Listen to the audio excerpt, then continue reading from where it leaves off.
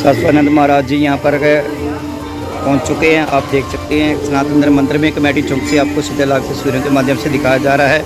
यहाँ पर तमाम अखिल भारतीय हिंदू महासंघ के सदस्य मौजूद हैं गुरु जी का स्वागत करते हुए।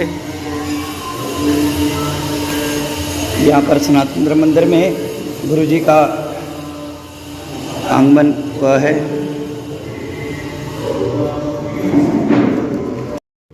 प्रणाम गुरु जी, कैथल आगमन हुआ है आपका, आज किस प्रकार से आगमन हुआ है, क्या कहना चाहेंगे? कैथल में 1952 से संस्थापित जी अखिल भारतीय हिंदू महासंघ की विशेष इकाई सक्रिय है, जी, जिसने समय समय पर हिंदू समाज के लिए बहुत ही सकारात्मक दृष्टि से अपनी भूमिका का निर्वहन किया है। उसका अखिल भारतीय हिंदू महासंघ का राष्ट्रीय अध्यक्ष होने के नाते आज उसी संस्था की बैठक थी, जिसके निमित्त मेरा यहाँ आना हुआ और संगठन की सांगठनिक चर्चाओं के साथ साथ विशेष चर्चा श्री राम जन्मभूमि मंदिर बन ही रहा है अब, जो बहुत लंबे संघर्ष का परिणाम आज हमें देखने को मिला है। और एक बहुत लंबे संघर्ष के बाद भारतवर्ष में एक सनातन धर्म के प्रति सकारात्मक दृष्टिकोण रखने वाली शासनिक व्यवस्था भी आई है, एक सरकार भी ऐसी आई है जो कम से कम सनातन को समझती है, मानवता को समझती है और सनातन का जो सिद्धांत है समरसता का और सर्वात्मकता का, समन्वय का, जिसके कारण हम वसुधैव कुटुंबकम की बात कह पाते हैं। इसी के लिए भारतवर्ष में मुसलमान भी सम्मानपूर्वक रहते हैं, ईसाई भी सम्मानपूर्वक रहते हैं, हिंदुओं का तो यह मौलिक स्थान है ही।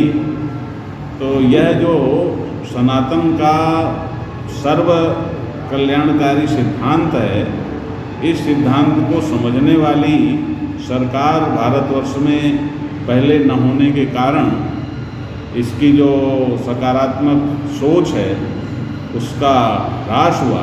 लेकिन अब कम से कम हमको सरकार की सोच से भी लाभ मिलता है और धीरे धीरे पूरा विश्व हमारे वसुधैव कुटुंबकम के सिद्धांत को समझ रहा है और यही रास्ता है, यह भी सारा विश्व समझ रहा है कि एकमात्र यही मार्ग है।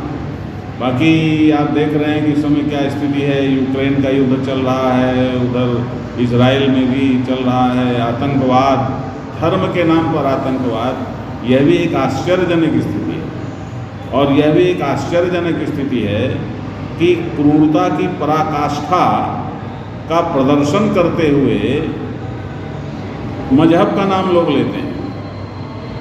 तो सनातन धर्म आज ऐसी एक प्रासंगिकता लेकर के उभरा है कि पूरे विश्व की रक्षा करने का मादा, पूरे विश्व की रक्षा करने का सिद्धांत, पूरे विश्व का मार्गदर्शन करने का एक मानवीय दृष्टिकोण, जिसमें सारा संसार समाहित हो सकता है और सब अपने अपने धर्म का, अपने अपने कर्तव्य का पालन करते हुए उन्नति कर सकते हैं, वह दृष्टिकोण यदि कहीं है तो सनातन धर्म के पास है। इसलिए सनातन धर्म पुष्ट हो और उस पुष्टि का एक बड़ा भारी केंद्र बिंदु यह राम जन्मभूमि का राम मंदिर बनने वाला है। वह राम मंदिर केवल ऐसा नहीं है कि वो एक मंदिर है, वो वास्तव में भगवान श्री राम का ही एक नया अवतार है जो उस मंदिर के रूप में होगा और वो सनातन धर्म का एक ऐसा केंद्र बनेगा जो भारत ही नहीं पूरे विश्व में एक नवीन जागृति का आधार बनने वाला है। तो उसी राम जन्मभूमि मंदिर में प्राण प्रतिष्ठा होनी है 22 जनवरी को।